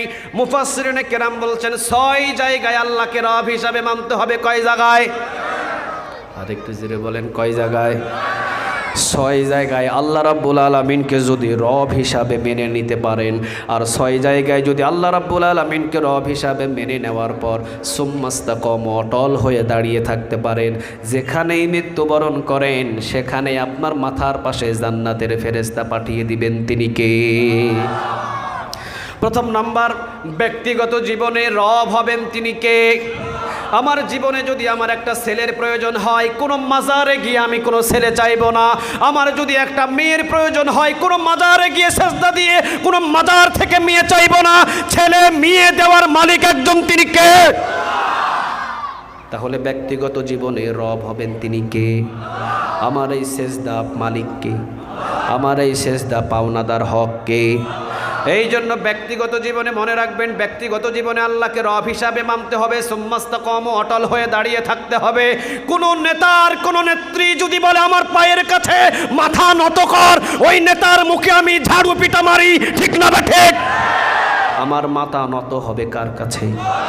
আরো জোরে বলেন, কার? 6 জায়গায় আল্লাহকে রব হিসাবে মেনে নিতে হবে। নাম্বার 1, ব্যক্তিগত জীবনে রব হবেন তিনি কে? আমার ব্যবসায় উন্নতি দরকার, কার কাছে চাইব? আমার শারীরিক অসুস্থ, সুস্থ দরকার, কার কাছে চাইব? আমার মেয়ে অসুস্থ, সুস্থতার দরকার, চাইব কার কাছে বলেন? আমার মা অসুস্থ, সুস্থতা দরকার, চাইব কার কাছে? তাহলে আমার ব্যক্তিগত জীবনে রব হবেন একজন, আওয়াজ দিয়ে বলেন তিনি কে? এর ভিতরে কোনো শরিক করা যাবে? আরো জোরে বলেন, শরিক করা যাবে? 2 নম্বরে, পারিবারিক জীবনে রব হবেন তিনি কে? আমার পরিবার কখনো ইন্ডিয়া সিরিয়ালের মতো চলতে পারে না। আমার পরিবার কখনো ইন্ডিয়ার যতগুলো চ্যানেল আছে চ্যানেলের মতো চলতে পারে না। আমার পরিবার চলবে খাদিজার মতো, আমার পরিবার চলবে আম্মাজান আয়েশা রাদিয়াল্লাহু তাআলা আনহার মতো, আমার পরিবার চলবে খাদিজা রাদিয়াল্লাহু তাআলা আনহার মতো। কারণ কোরআনে যা আছে, রব যেটা আদেশ করেছে, ওই আদেশ অনুযায়ী আমাদের সবার পরিবারকে আমরা চালাবো ইনশাআল্লাহ। আর একটু জোরে বলেন ইনশাআল্লাহ। তাহলে 1 নাম্বার, ব্যক্তিগত জীবনে আমাকে আল্লাহকে রব হিসাবে মানতে হবে, সুম্মাস্তাকামু, অটল হয়ে দাঁড়িয়ে থাকতে হবে। 2 নাম্বার, পারিবারিক জীবনে আল্লাহকে রব হিসাবে মানতে হবে। আমার পরিবার যদি মশারির মতো যদি শাড়ি পরে রাস্তাঘাটে বাহির হয়, আমি তাকে আদেশ করলাম তোমাকে পর্দা করে বাহির করতে হবে, সে যদি বলে না আমি পর্দা করতে চাই না, ওই দিনই তালাক, ঠিক না বা ঠিক? কারণ তুমি আল্লাহর হুকুম অমান্য করেছো। আর আমার পরিবার যদি আল্লাহর হুকুম অমান্য করে, সেই আমার ঘরে তার স্থান। আরো জোরে বলেন স্থান। তাহলে পারিবারিক জীবনে কাকে রব হিসাবে মানবেন? আরো জোরে বলেন কার?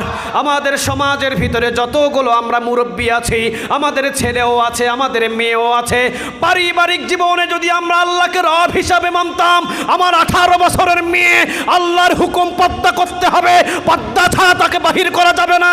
ঘরে ঘরে যদি আমরা আল্লাহর হুকুম অনুযায়ী পর্দা কায়েম করতাম, একটাও বেপর্দা মুসলিম মহিলা বাহিরে দেখা যেত না, ঠিক না বা ঠিক? এই জন্য পারিবারিক জীবনে কাকে রব হিসাবে মানতে হবে?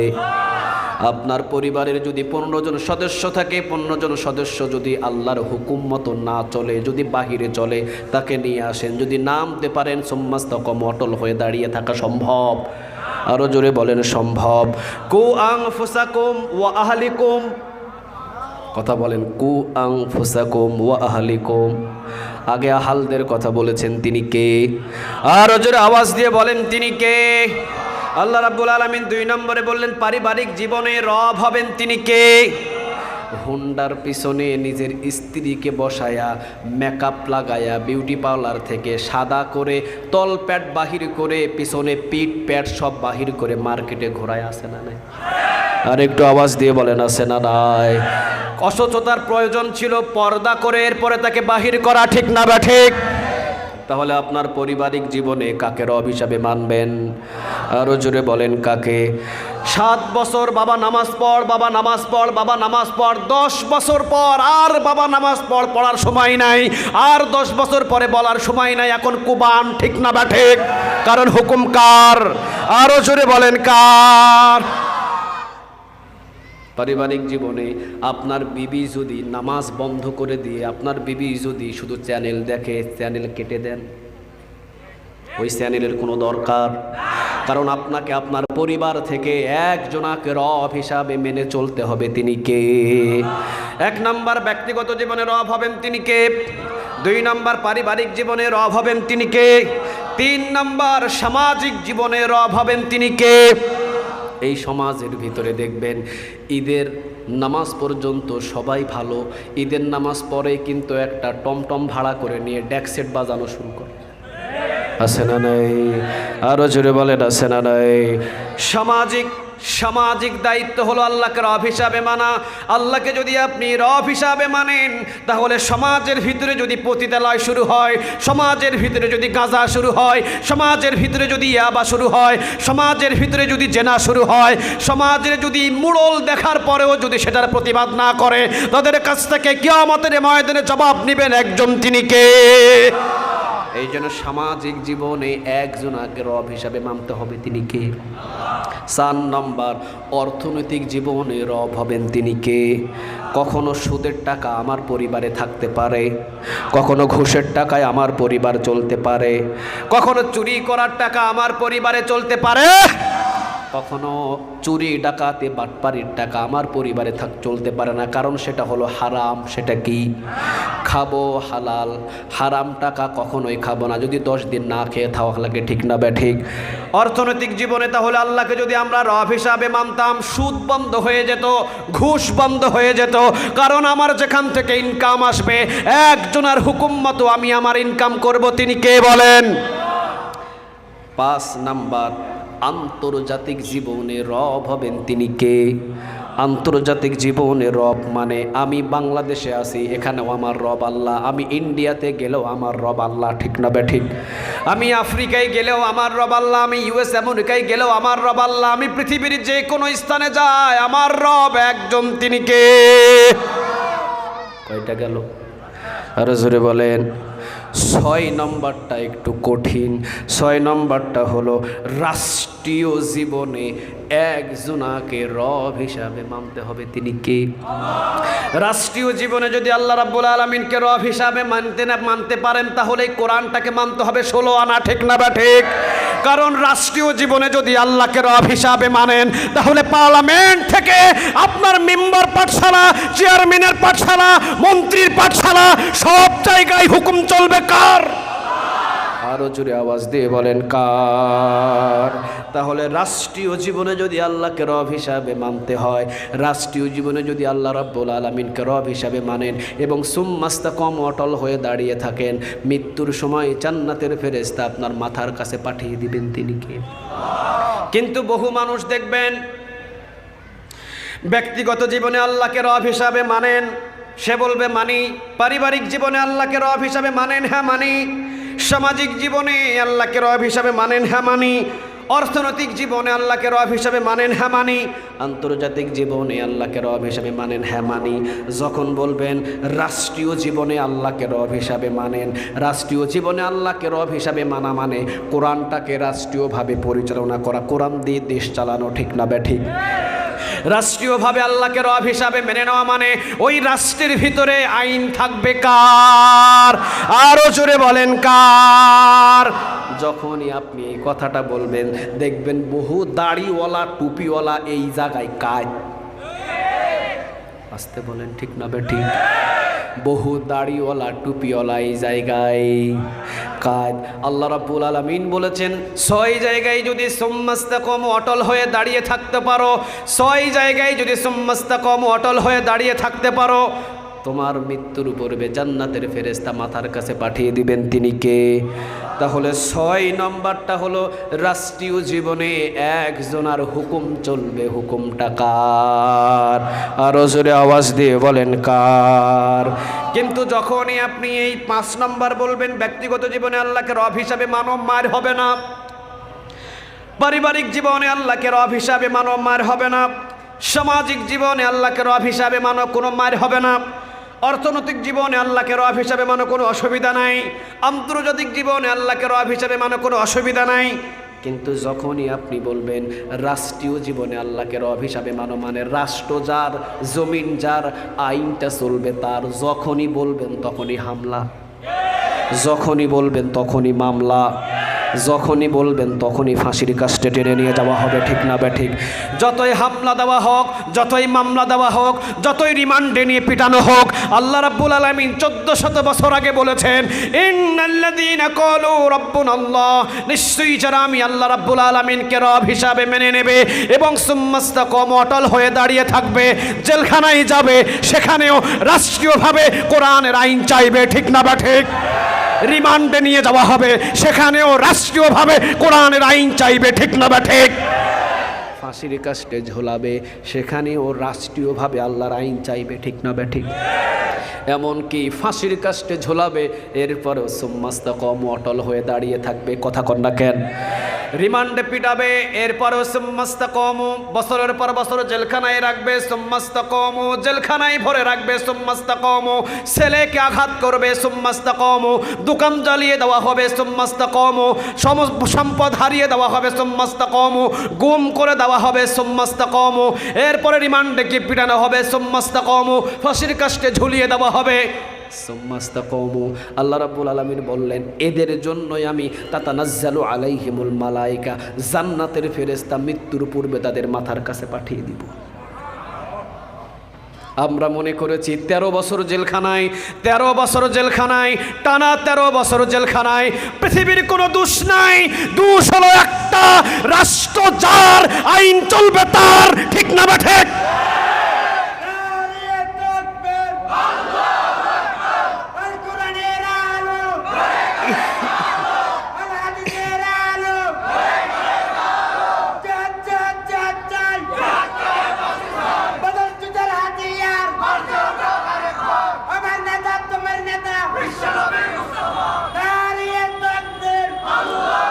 আল্লাহ তুমি কবুল করো।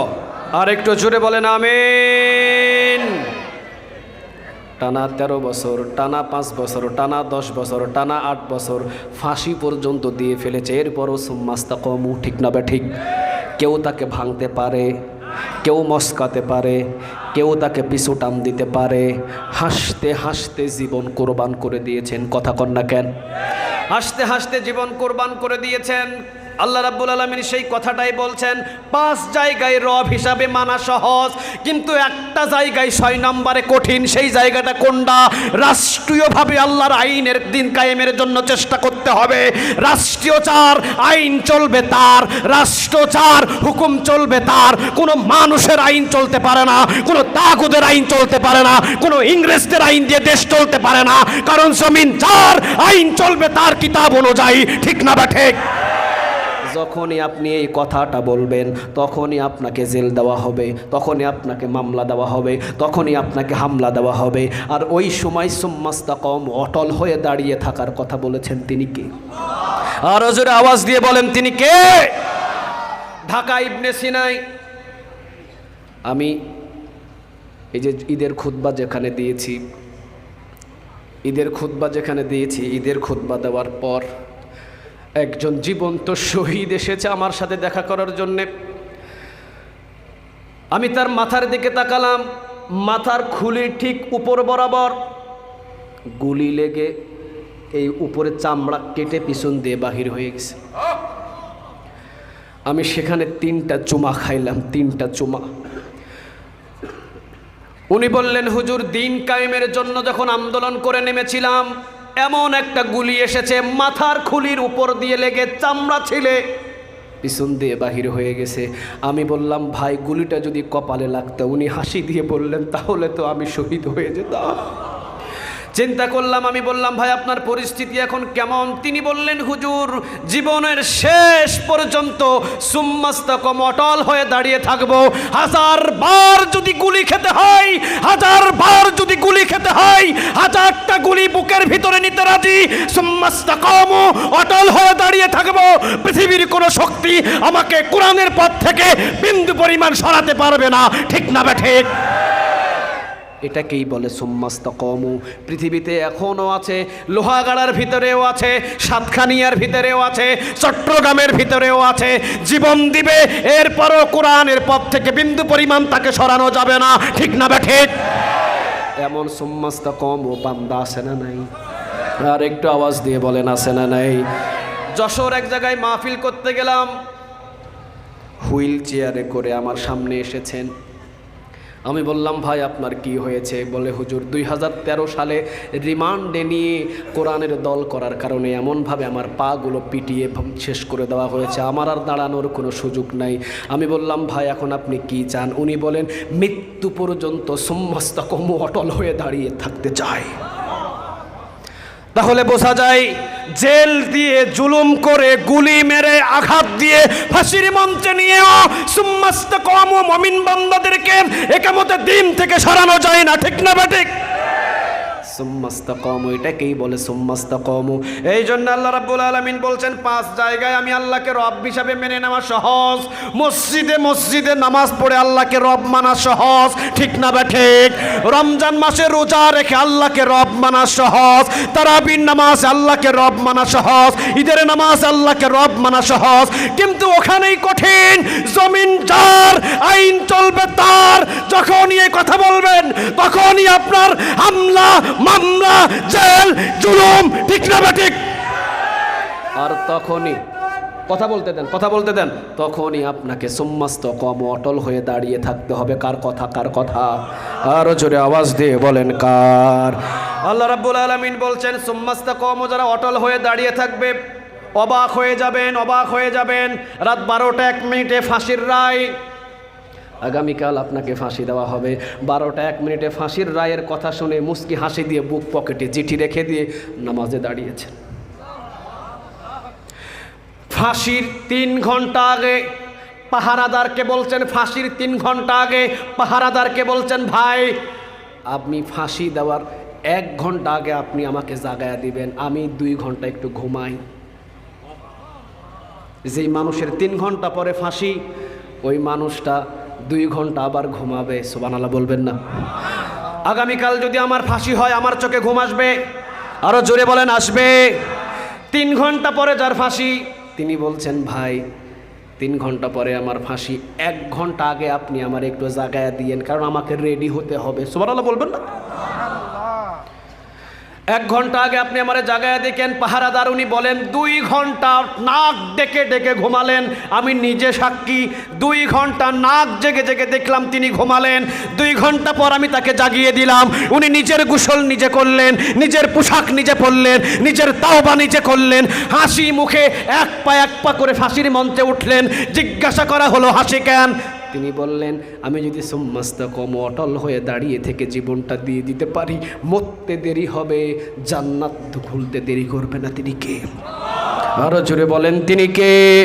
এই জন্য আল্লাহ রাব্বুল আলামিন ওর কথাটাই বললেন, সুম্মাস্তাকাম, যারা রাষ্ট্রীয় জীবনে আল্লাহর দ্বীন কায়েমের জন্য আল্লাহর হুকুম অনুযায়ী রাষ্ট্রটাকে পরিচালনা করবে, রাষ্ট্র যার, জমিন যার, আইন চলবে কার?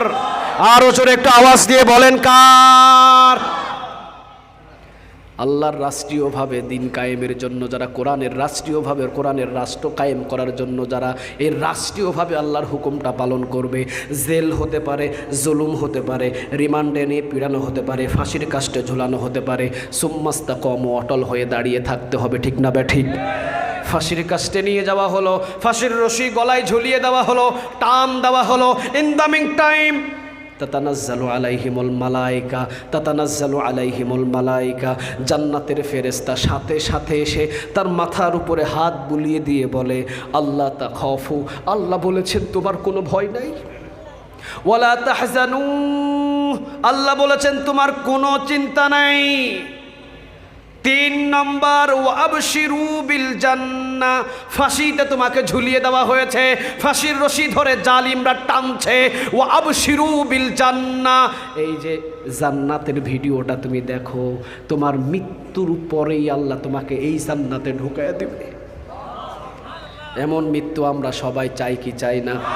আরো জোরে বলেন, চাই কি চাই না? তাহলে এই 6 জায়গায় রব হিসাবে মানবো একজনকে, তিনি কে? আরো জোরে বলেন, তিনি কে? রাষ্ট্রীয়ভাবে আইন চাই কার? আরো জোরে বলেন, কার? জমিন যার, আইন চাই তার। ঠিক না বা ঠিক? তবে সবাই কিন্তু এই রাষ্ট্রীয়ভাবে আল্লাহর আইন চেয়ে সুম্মাস্তাকাম, অটল হয়ে দাঁড়িয়ে থাকতে পারে। আরো জোরে বলেন, পারে। আল্লাহ আমাদের সবাইকে দাঁড়িয়ে থাকার তৌফিক দান করো, বলেন আমিন। আরো জোরে একটু আওয়াজ দিয়ে বলেন আমিন। তাহলে আল্লাহ বললেন, ইন্নাল্লাযীনা ক্বালু রাব্বুনা আল্লাহ, নিশ্চয়ই আমাদের রবকে, সুম্মাস্তাকাম, যারা আমি আল্লাহকে রব হিসাবে মেনে নিয়ে দাঁড়িয়ে থাকতে পারবে, সুম্মাস্তাকাম, অটল হয়ে। কয় জায়গায়? আরো জোরে বলেন, কয় জায়গায়? 5টা সহজ, কঠিন কয়টা? একটা, সেই কঠিনটা হলো রাষ্ট্র যার, আইন চলবে তার, এই আন্দোলন করা। ঠিক না বা ঠিক? যখনই এই আন্দোলনটা করবেন তখনই আপনি হয়ে যাবেন জঙ্গি। কথা কন না কেন? তখনই আপনার হামলা হতে পারে, তখনই আপনার মামলা হতে পারে, তখন নিজের ঘর ছেড়ে দিয়ে আপনাকে চট্টগ্রাম শহরে বসবাস করা লাগতে পারে। ঠিক না বা ঠিক? এমনকি যখনই আপনি বলবেন রাষ্ট্র যার, আইন চলবে তার, নিজের জন্মভূমি ছেড়ে দিয়ে বিদেশে পলায়ন করা লাগতে পারে। ঠিক না বা ঠিক? বিদেশে যেতেও রাজি, তারপরেও রাষ্ট্র যার, আইন চাই তার। ঠিক না বা ঠিক? কোনো মানুষের আইন দিয়ে দেশ চলুক আমরা কেউ চাই? কারণ আমরা গোলাম কার? ওই যে শুরুতে বলছিলাম, আমরা গোলাম কার? আইন মানতে হবে কার? রাসূল মক্কা থেকে মদিনাতে গিয়েছেন একটাই কারণে, কোরআনের রাজ কায়েম করার কারণ। ঠিক না বা ঠিক? রাসূল যদি বলতেন আবু জেহেল চাচা যেমনে দেশ চালান অসুবিধা নাই, জীবনে কোনো দিন রাসূলকে মক্কা ছেড়ে মদিনায় যাওয়া লাগতো না। ঠিক না বা ঠিক? রাসূল যদি বলতেন আবু লাহাব, উতবা, সাইবা, মুগীরা, আবু সুফিয়ান যেমনে দেশ চালান অসুবিধা নাই, তাহলে জিন্দেগিতে কোনোদিন মক্কা ছেড়ে মদিনাতে যাওয়া লাগতো না। কিন্তু রাসূল তো বলছেন, চাচা আপনার ব্যথা দিয়ে, আপনার বুদ্ধি দিয়ে, আপনার ইচ্ছা দিয়ে আপনি এই মক্কা চালাতে পারবেন না, কারণ এই মক্কা যার, এই মক্কা তার হুকুম মতোই চলবে। ঠিক না বা ঠিক? এই জমিনটা কার? আরো জোরে বলেন, কার? এই জমিনে আইন চলবে কার? চুরি করলে হাত কেটে দাও, আইনটা কার? জেনা করলে কোমর পর্যন্ত পুঁতে পাথর মেরে শেষ করে দাও, আইনটা কার? মদ খেলে 80টা বেতের বাড়ি মারো, আইনটা কার? একটাও আছে? একটাও আছে? যতদিন এই কায়েম হবে না এই আইনগুলো, ততদিন ইসলামের পক্ষে আন্দোলন করে যাব। ঠিক না বা ঠিক? এই আন্দোলন করতে করতে যদি আমার জীবন চলে যায়, সুম্মাস্তাকামু, ইস্তেকামত থাকতে থাকতে আমার জীবন চলে যায়, জীবন যাওয়ার অল্প সময়ে তাতানাজ্জালু আলাইহিমুল মালায়েকা, জান্নাতের ফেরেশতা আমার কাছে পাঠিয়ে দিবেন। তিনি কে? কয়টা সুসংবাদ দিয়ে? তিনটা কয়টা সুসংবাদ দিয়ে? 1 নম্বর আল্লাহ তাখাফু, তোমার কোনো ভয় নাই। 2 নম্বর ওয়ালা তাহজানু, তোমার কোনো চিন্তা নাই। 3 নম্বর জান্নাতের একটা ভিডিও দিয়ে বলবেন ওয়াবশিরু বিল জান্নাহ, এই জান্নাত দেখে দেখে তুমি তোমার রূহটা বাহির করা হবে। জান্নাত যখনই দেখবে, এই ফাঁসি দেওয়া মানুষটা মুস্কি একটা হাসি দিবে, হাসির ভিতর দিয়ে রূহটাকে নিয়ে যাবেন। তিনি কে? এই জন্য দেখবেন বহু মুমিনের মৃত্যুর পরেও চেহারা হাসি, ঠিক না ভাই? ঠিক। বহু মুমিনের মৃত্যু দেখবেন, মৃত্যুর পরেও চেহারাটা হাসি। ওই হাসিটা হলো জান্নাত দেখার হাসি। সুবহানাল্লাহ বলেন। আল্লাহ আমাদের সবাইকে নেক আমল করার তৌফিক দান করুক, বলেন আমিন। আরো জোরে একটু আওয়াজ দিয়ে বলেন আমিন। তাহলে কোরআন মানবো 12 আনা না 16 আনা? 12 আনা না 16 আনা? রাসূল মানছেন 12 আনা না 16 আনা? কোন কিতাব দিয়ে রাসূল দেশ চালিয়েছেন? কোন কিতাব দিয়ে রাসূল দেশ চালিয়েছেন? মক্কা মদিনায় আইন চলেছে কার? সারা পৃথিবীর মালিককে। লাহু মা ফিস সামাওয়াতি ওয়া মা ফিল আরদ, আসমান এবং জমিনে সব কিছুর মালিক একজন। তিনি কে? আসমানে আইন চলে কার? ওই সূর্য আইন মানে কার? চন্দ্র আইন মানে কার? জমিন কার? জমিনে আইন চলে কার? মোটেও না। জমিনে কেমনে আল্লাহর আইন চলে? সাতখানিয়ার ভিতরে কেউ চুরি করলে চুর হাত ঠিকই মতো নিয়ে ঘুরতেছে, ঠিক না বা ঠিক? বহু জেনাখোর বুক ফোলায়া ঘোরে, বহু ইয়াবাখোর বুক ফোলায়া ঘোরে, বহু মদখোর বুক ফোলায়া ঘোরে, আর বড় বড় মুফাসসির হাতে হ্যান্ডকাপ লাগায়া জেলখানায় টেনে নিয়ে যায়, ঠিক না বা ঠিক? তাহলে কেমনে আল্লাহর আইন চললো? কেমনে চললো আল্লাহর আইন? না, আল্লাহর আইন যতদিন না চলবে ততদিন আন্দোলন চলবে, ইনশাআল্লাহ। আরো জোরে বলেন ইনশাআল্লাহ। আল্লাহ আমাদের সবাইকে বুঝে বুঝে নেক আমল করার তৌফিক দান করো, বলেন আমিন। আখির দাওয়ানা আলহামদুলিল্লাহি রাব্বিল আলামিন। আসসালামু আলাইকুম ওয়া রাহমাতুল্লাহি তাআলা ওয়া বারাকাতুহু। কোথাও যদি আবার দেখা হয়, আবার কথা হবে ইনশাআল্লাহ। সবাই ভালো থাকবেন, সুস্থ থাকবেন। এখনও আলোচক 2-3 জন আছে, আলোচনা শুনে এরপরে আপনারা বিদায় নেবেন।